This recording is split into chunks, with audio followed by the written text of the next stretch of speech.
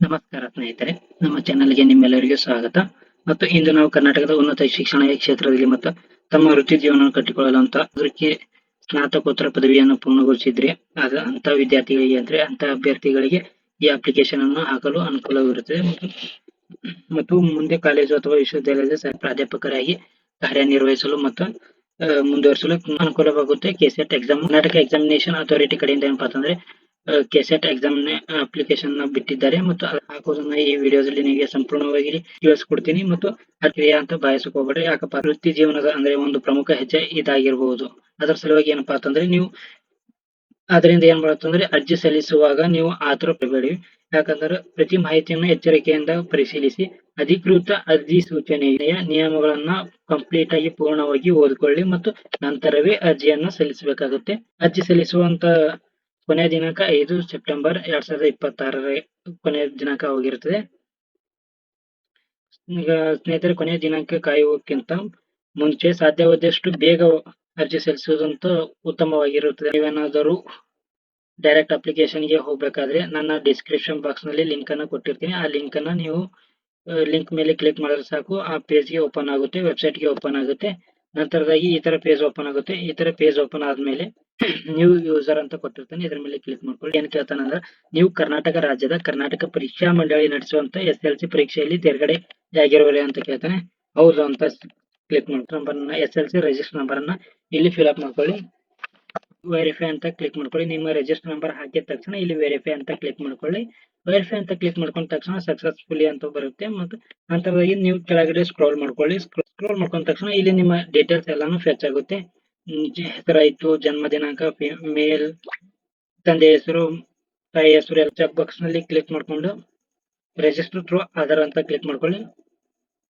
ಇಲ್ಲಿ ಮತ್ತೆ ಈ ಬಾಕ್ಸ್ ನಲ್ಲಿ ಕ್ಲಿಕ್ ಮಾಡ್ಕೊಳ್ಳಿ. ಓದ್ಕೊಂಡು ಈ ಬಾಕ್ಸ್ ಮೇಲೆ ಕ್ಲಿಕ್ ಮಾಡ್ಕೊಳ್ಳಿ. ಪ್ರೊಸೀಡ್ ಅಂತ ಕ್ಲಿಕ್ ಮಾಡ್ಕೊಳ್ಳಿ. ನಂತರದಾಗಿ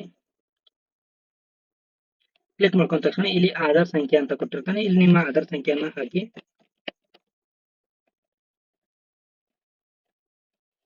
ನಂತರದಾಗಿ ಇಲ್ಲಿ ಮುಂದಿನ ವಿಡಿಯೋದಲ್ಲಿ HSTR ಅಪ್ಲಿಕೇಶನ್ ಯಾವ ರೀತಿಯಾಗಿ ಹಾಕಬೇಕಂತ ಮುಂದಿನ ವಿಡಿಯೋದಲ್ಲಿ ತಿಳಿಸ್ಕೊಡ್ತೀನಿ. ನಂತರದಾಗಿ OTP ಅಂತ ಕ್ಲಿಕ್ ಮಾಡ್ಕೊಳ್ಳಿ. OTP ಅಂತ ಕ್ಲಿಕ್ ಮಾಡ್ಕೊಂಡ ತಕ್ಷಣ ನಿಮಗೆ ಜನರೇಟ್ OTP ಅಂತ ಕ್ಲಿಕ್ ಮಾಡಿ ನಿಮ್ಮ ಮೊಬೈಲ್ ನಂಬರ್ಗೆ ಒಂದು OTP ಹೋಗಿರುತ್ತೆ. ಆ OTP ನ ಇಲ್ಲಿ ಹಾಕಬೇಕಾಗುತ್ತೆ. ಇಲ್ಲಿ ಸಬ್ಮಿಟ್ ಅನ್ನ ಕ್ಲಿಕ್ ಮಾಡ್ಕೊಳ್ಳಿ. ಸಬ್ಮಿಟ್ ಅನ್ನ ಕ್ಲಿಕ್ ಮಾಡ್ಕೊಂಡ್ಮೇಲೆ ನಿಮ್ಮ ವಿದ್ಯಾರ್ಹತೆ ಏನು ಅಂತ ಕೇಳ್ತಾನೆ. ವಾಟ್ ಈಸ್ ಯುವರ್ ಕ್ವಾಲಿಫಿಕೇಶನ್ ಅಂತ ಕೇಳ್ತಾನೆ. PG ಡಿಗ್ರಿ ಅಂತ ಕ್ಲಿಕ್ ಮಾಡ್ಕೊಳ್ಳಿ. ನಂತರ ನ್ಯಾಷನಾಲಿಟಿ ಅಂತ ಕೇಳ್ತಾನೆ. ನ್ಯಾಷನಾಲಿಟಿ ಇಂಡಿಯನ್ ಅಂತ ಸೆಲೆಕ್ಟ್ ಮಾಡ್ಕೊಳ್ಳಿ. ನಂತರದಾಗಿ ನಿಮ್ಮ ಇಮೇಲ್ ID ಅನ್ನ ಹಾಕಬೇಕಾಗುತ್ತೆ.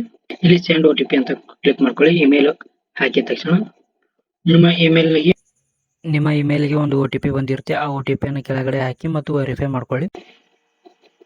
ಇಮೇಲ್ ಆದ ತಕ್ಷಣ ಇಲ್ಲಿ ನಿಮ್ಮ ಮೊಬೈಲ್ ನಂಬರ್ ಅನ್ನು ಹಾಕಿ ಇದು ಕೂಡ ಸೆಂಡ್ OTP ಅಂತ ಕ್ಲಿಕ್ ಮಾಡ್ಕೊಳ್ಳಿ. ನಿಮ್ಮ OTP ಬಂದ ತಕ್ಷಣ ಇಲ್ಲಿ ಫಿಲ್ ಅಪ್ ಮಾಡ್ಕೊಳ್ಳಿ. ನಂತರದಾಗಿ ವೆರಿಫೈ ಅಂತ ಕ್ಲಿಕ್ ಮಾಡ್ಕೊಳ್ಳಿ. ವೆರಿಫೈ ಆಗುತ್ತೆ. ನಂತರದಾಗಿ ಇಲ್ಲಿ ನಿಮ್ಮ ಪಾಸ್ವರ್ಡ್ ಅನ್ನು ಕ್ರಿಯೇಟ್ ನಂತರ ಇಲ್ಲಿ ಕನ್ಫರ್ಮ್ ಪಾಸ್ವರ್ಡ್ ಅನ್ನು ಅಂದ್ರೆ ಇನ್ನೊಂದು ಸರಿಯಾದ ಪಾಸ್ವರ್ಡ್ ಅನ್ನು ಫಿಲ್ ಅಪ್ ಮಾಡ್ಕೊಳ್ಳಿ. ನಂತರದಾಗಿ ಇಲ್ಲಿ ಸ್ಕ್ರೋಲ್ ಮಾಡ್ಕೊಳ್ಳಿ. ಇಲ್ಲಿ ಕೆಳಗಡೆ ಫೋಟೋ ಮತ್ತು ಇಲ್ಲಿ ಸಿಗ್ನೇಚರ್ ಮತ್ತು ಇಲ್ಲಿ ಮೂರನೇದಾಗಿ ನಿಮ್ಮ ಥಂಬ್ ಅಂದ್ರೆ ಲೆಫ್ಟ್ ಥಂಬ್ ಪ್ರೆಸ್ ಮಾಡಿದ ಒಂದು ಇಮೇಜ್ ಅನ್ನು ಅಪ್ಲೋಡ್ ಮಾಡಬೇಕಾಗುತ್ತೆ. ಮತ್ತು ಇವೆಲ್ಲವೂ ಇಮೇಜ್ಗಳು 50 KB ಅಲ್ಲಿ ಒಳಗಿರಬೇಕಾಗುತ್ತೆ. 50 KB ಒಳಗಾಗಿರ್ಬೇಕಾಗುತ್ತೆ. ನಂತರದಾಗಿ ಇಲ್ಲಿ ಕೆಳಗಿನ ಕ್ಯಾಪ್ಚಾವನ್ನು ಫಿಲಪ್ ಮಾಡ್ಕೊಳ್ಳಿ. ಫಿಲಪ್ ಮಾಡಿ ಕೆಳಗಡೆ ರಿಜಿಸ್ಟರ್ ಅಂತ ಕ್ಲಿಕ್ ಮಾಡ್ಕೊಳ್ಳಿ. ರಿಜಿಸ್ಟರ್ ಕ್ಲಿಕ್ ಮಾಡ್ಕೊಂಡ ತಕ್ಷಣ ನಿಮಗೆ ರಿಜಿಸ್ಟರ್ ಆಗುತ್ತೆ ಮತ್ತು ನಿಮಗೆ ಒಂದು ID ಬರುತ್ತೆ. ಆ ಐಡಿಯನ್ನು ಹಾಕಿ ಲಾಗಿನ್ ಮಾಡ್ಕೊಳ್ಬೋದು.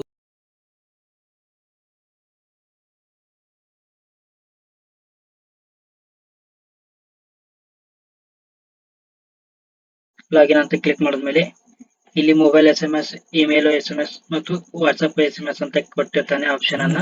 ಇದರ ಮೇಲೆ ಅಂದ್ರೆ ಮೊಬೈಲ್ SMS ಮೇಲೆ ಕ್ಲಿಕ್ ಮಾಡ್ಕೊಳ್ಳಿ. ಸೆಂಡ್ OTP ಅಂತ ಕ್ಲಿಕ್ ಮಾಡ್ಕೊಳ್ಳಿ.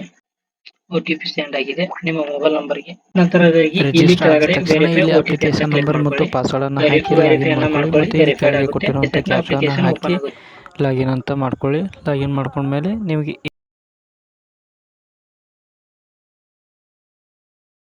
ಜನರಲ್ ಇನ್ಫಾರ್ಮೇಶನ್ ಅಂತ ಕೊಟ್ಟಿರ್ತಾನೆ.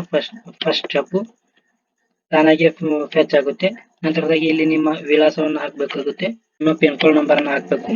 ನಂತರದಾಗಿ ಇಲ್ಲಿ ಜನರಲ್ ತಾನಾಗೆ ಸೆಲೆಕ್ಟ್ ಆಗಿರುತ್ತೆ. ಇಲ್ಲಿ ಕೆಳಗಡೆ ರಾಜ್ಯ ಸ್ಟೇಟ್ ಅಂತ ಕೇಳ್ತಾನೆ. ರಾಜ್ಯ ಸ್ಟೇಟ್ ಅಂದ್ರೆ ಕರ್ನಾಟಕ ಅಂತ ಸೆಲೆಕ್ಟ್ ಮಾಡ್ಕೊಳ್ಳಿ. ಡಿಸ್ಟಿಕ್ ಅನ್ನ ಸೆಲೆಕ್ಟ್ ಮಾಡ್ಕೊಳ್ಳಿ. ನಂತರ ಮಾತೃಭಾಷೆ ಯಾವುದು ಅಂತ ಸೆಲೆಕ್ಟ್ ಮಾಡ್ಕೊಳ್ಳಿ. ನಂತರದಾಗಿ ತಾಲೂಕನ್ನ ಸೆಲೆಕ್ಟ್ ಮಾಡ್ಕೊಳ್ಳಿ. ವೈವಾಹಿಕ ಸ್ಥಿತಿ ಮ್ಯಾರಿಟಲ್ ಸ್ಟೇಟಸ್ ಕೇಳ್ತಾನೆ. ಮ್ಯಾರಿಡ್, ಅನ್ಮ್ಯಾರಿಡ್, ಡಿವೋರ್ಸ್ ಅಂತ ಕೇಳ್ತಾನೆ.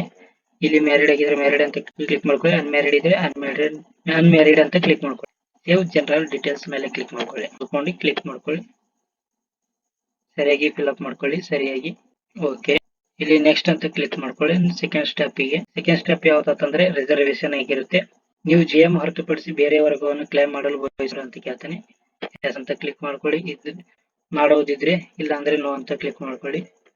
ನಂತರದಾಗಿ ನಿಮ್ಮ RD ನಂಬರ್ ಅನ್ನ ಇಲ್ಲಿ fill up check RD number ಅನ್ನ ಕ್ಲಿಕ್ ಮಾಡ್ಕೊಳ್ಳಿ. RD ವೆರಿಫೈಡ್ ಆಗಿದೆ. RD number check RD number ಅಂತ ಕ್ಲಿಕ್ ಮಾಡಿದ್ಮೇಲೆ ನಿಮ್ಮ ಡೀಟೇಲ್ಸ್ ಅನ್ನ ಫೆಚ್ ಆಗುತ್ತೆ. ಪರ್ಸನ್ ವಿತ್ ಡಿಸಬಿಲಿಟಿ PWD ಅಥವಾ ಅಂಗವಿಕಲ ಅಭ್ಯರ್ಥಿ ಅಂತ ಕೇಳ್ತಾನೆ. ಇದ್ರೆ ಎಸ್ ಅಂತ ಕ್ಲಿಕ್ ಮಾಡಿ, ಇಲ್ಲಾಂದ್ರೆ ನೋ ಅಂತ ಕ್ಲಿಕ್ ಮಾಡಿ. ನಂತರ ಇಲ್ಲಿ ಲಿಂಗತ್ವ ಅಲ್ಪಸಂಖ್ಯಾತ ಅಭ್ಯರ್ಥಿ ಪ್ರಿವಿಯಸ್ ಇಯರ್ ಕೆಸೆಟ್ ಡೀಟೇಲ್ಸ್ ಅಂತ ಕೇಳ್ತಾನೆ. ನೀವೇನಾದ್ರೂ ಅಪ್ಲೈ ಮಾಡಿದ್ರೆ, ಎಕ್ಸಾಮ್ ಬರ್ದಿದ್ರೆ ಎಸ್ ಅಂತ ಕ್ಲಿಕ್ ಮಾಡ್ಕೊಳ್ಳಿ. ಇಲ್ಲಿ KSET have qualified in any KSET subject in previous year ಅಂತ ಕೇಳ್ತಾನೆ. ಇದ್ರೆ ಎಸ್ ಅಂತ ಕ್ಲಿಕ್ ಮಾಡ್ಕೊಳ್ಳಿ, ಇದಂದ್ರೆ ನೋ ಅಂತ ಕ್ಲಿಕ್ ಮಾಡ್ಕೊಳ್ಳಿ. ಹಾಗಾಗಿ ಇಲ್ಲಿ PG ಅನ್ನು ಸೆಲೆಕ್ಟ್ ಮಾಡ್ಕೊಳ್ಳಿ. ರಿಕ್ವೈರ್ಡ್ ಇದಿರುತ್ತೆ. ಇಲ್ಲಿ ನಿಮ್ಮ PG ಡೀಟೇಲ್ಸ್ ಅನ್ನ ಫಿಲ್ ಅಪ್ ಮಾಡ್ಕೋಬೇಕಾಗುತ್ತೆ. PG ಫಿಲ್ ಅಪ್ ಅನ್ನು ಮಾಡ್ಕೊಳ್ಳಿ. ಇನ್ಸ್ಟಿಟ್ಯೂಷನ್ ನೇಮ್ ಅನ್ನು ಸೆಲೆಕ್ಟ್ ಮಾಡ್ಕೊಳ್ಳಿ.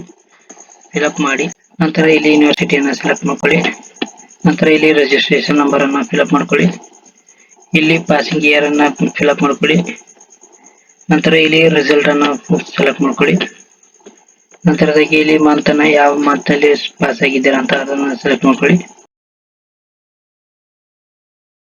ಸ್ಕ್ರಾಲ್ ಮಾಡ್ಕೊಂಡ ತಕ್ಷಣ ಇಲ್ಲಿ ಮ್ಯಾಕ್ಸಿಮಮ್ ಮಾರ್ಕ್ಸ್ ಅಂತ ಕೊಟ್ಟಿರ್ತಾನೆ. ಮ್ಯಾಕ್ಸಿಮಮ್ ಮಾರ್ಕ್ಸ್ ಅನ್ನು ಫಿಲ್ ಅಪ್ ಮಾಡ್ಕೊಳ್ಳಿ. ನಂತರ ಇಲ್ಲಿ ಆಫ್ಟರ್ ಮಾರ್ಕ್ಸ್ ಅಂತ ಕೊಟ್ಟಿರ್ತಾನೆ. ಇದನ್ನ ಫಿಲ್ ಅಪ್ ಮಾಡ್ಕೊಳ್ಳಿ. ನಂತರದಾಗಿ ಇಲ್ಲಿ ಸೇವ್ PG ಅಂತ ಕ್ಲಿಕ್ ಮಾಡ್ಕೊಳ್ಳಿ. ಸೇವ್ PG ಅಂತ ಕ್ಲಿಕ್ ಮಾಡ್ಕೊಂಡ ತಕ್ಷಣ ಸೇವ್ PG ಡೀಟೇಲ್ಸ್ ಕೂಡ ಕ್ವಾಲಿಫಿಕೇಶನ್ ಕೂಡ. ನಂತರ ಇಲ್ಲಿ ಸೇವ್ ಅಂಡ್ ನೆಕ್ಸ್ಟ್ ಅಂತ ಕ್ಲಿಕ್ ಮಾಡ್ಕೊಳ್ಳಿ. ನೆಕ್ಸ್ಟ್ ಮೇಲೆ ಕ್ಲಿಕ್ ಮಾಡ್ಕೊಂಡ ತಕ್ಷಣ ಇಲ್ಲಿ ಡಾಕ್ಯುಮೆಂಟ್ ಅಪ್ಲೋಡ್ ಅಂತ ಕೊಟ್ಟಿರ್ತಾನೆ. ಡಾಕ್ಯುಮೆಂಟ್ಗಳು ಯಾವುದು ಅಪ್ಲೋಡ್ ಮಾಡ್ಬೇಕಂದ್ರೆ ಅಭ್ಯರ್ಥಿಯ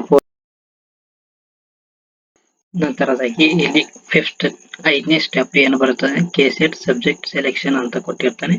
ಇಲ್ಲಿ ಕೆಳಗಡೆ ಸಬ್ಜೆಕ್ಟ್ ಸೆಲೆಕ್ಷನ್ ಮಾಡ್ಕೋಬೇಕು.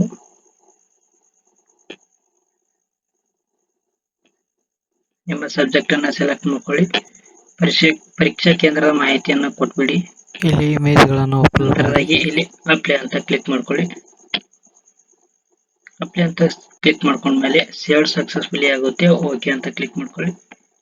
ಓಕೆ ಅಂತ ಕ್ಲಿಕ್ ಮಾಡ್ಕೊಂಡ್ಮೇಲೆ ನಂತರದಾಗಿ ನೆಕ್ಸ್ಟ್ ಪೇಜ್ ಅಂತ ಕ್ಲಿಕ್ ಮಾಡ್ಕೊಳ್ಳಿ. ಕ್ಲಿಕ್ ಮಾಡ್ಕೊಂಡ್ಮೇಲೆ ಡಿಕ್ಲರೇಷನ್ ಅಂತ ಕೊಟ್ಟಿರ್ತಾನೆ. ಈ ಡಿಕ್ಲರೇಷನ್ ಸರಿಯಾಗಿ ಓದ್ಕೊಂಡು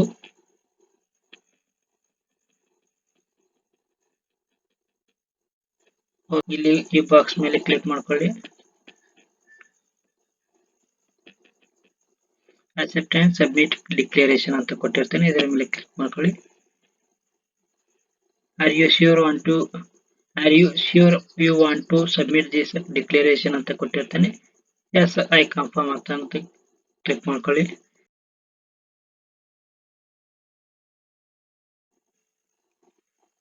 ನಂತರದಾಗಿ ಪೇಮೆಂಟ್ ಸ್ಥಿತಿ ಅಂತ ಬರುತ್ತೆ. 7ನೇ ಸ್ಟೆಪ್. ಇಲ್ಲಿ ಪೇಮೆಂಟ್ ಅನ್ನ ಮಾಡಿಕೊಂಡು